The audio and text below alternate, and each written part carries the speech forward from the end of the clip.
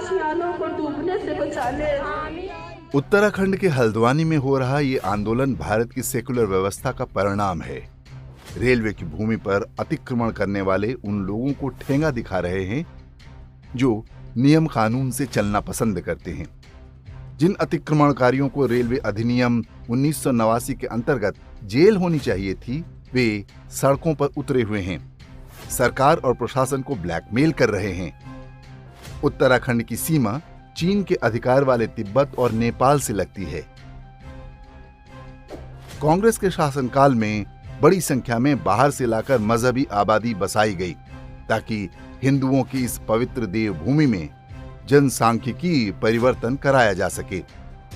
ये एक पैटर्न है जिसके अंतर्गत मजहब विशेष के लोगों को देश के विभिन्न सीमावर्ती क्षेत्रों में बसाया जा चुका है। इसके पीछे का उद्देश्य समझना बहुत कठिन नहीं है। सोनिया गांधी की विश्वास पात्र रही दिवंगत कांग्रेस नेता इंदिरा हृदयेश को हल्द्वानी की ये अवैध बस्ती बसाने का श्रेय जाता है। आज उनके परिवार की राजनीति इसी अवैध बस्ती के वोटरों पर आश्रित है। धीरे धीरे यहाँ पर 4,500 से अधिक मकान और व्यापारिक प्रतिष्ठान खुल गए। पंचा सटाने से लेकर ढेरों अवैध कार्य यहीं से संचालित होते हैं। लंबी न्यायिक लड़ाई के बाद ये भूमि खाली कराने का आदेश हुआ। अब मानवता की दुहाई दी जा रही है। विषय को थोड़ा बदलते हैं। अयोध्या में भगवान राम की जन्मभूमि पर भी अवैध अतिक्रमण था। 500 वर्ष तक वे हटने को तैयार नहीं हुए। आक्रमणकारियों की संतानों को भली भांति पता था। वे जानते थे कि कानूनी लड़ाई वे जीत नहीं सकते।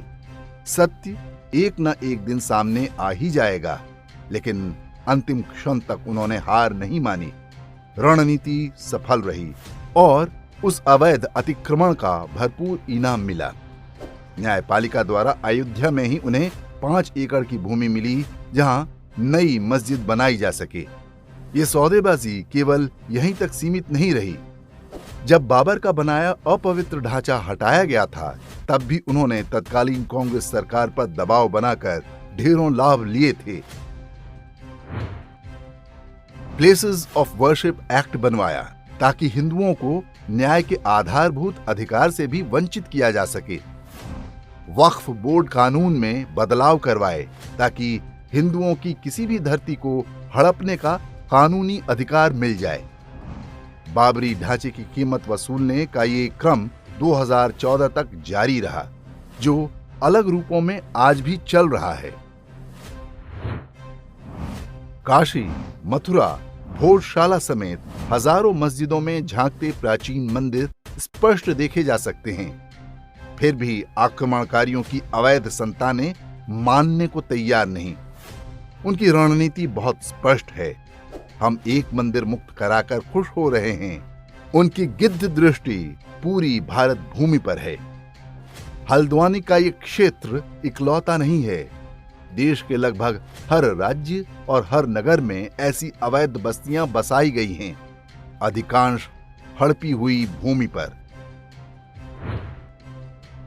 ऐसा नहीं है कि हल्द्वानी के इन अवैध नागरिकों और उनके हितैषियों को नियम कानून की जानकारी नहीं।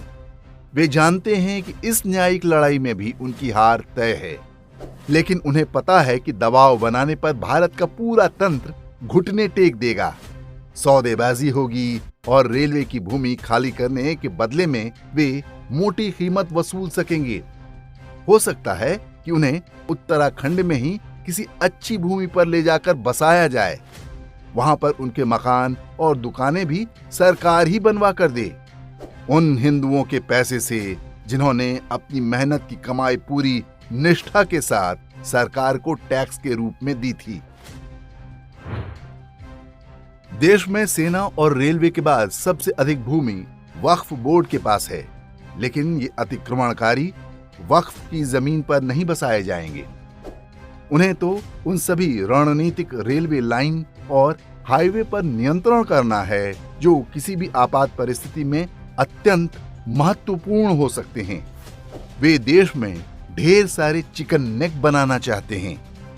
भारत का सेकुलर तंत्र इस काम में उनका सहायक है।